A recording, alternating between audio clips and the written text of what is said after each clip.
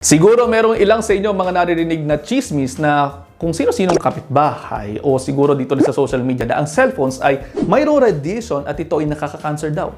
Ano nga ba yan? Pahinging isang minutong atensyon dahil kailangan mong malaman na ang type ng radiation na nakaka-cancer ay ionizing radiation. At yan ay nakukuha mula sa mga high energy radiation. Yung nasa mga cellphones natin ay non-ionizing o malaki yung pagkakaiba niyan ha. Yung nakaka-cancer ay ionizing samantalang yung hindi nakaka-cancer ay non-ionizing.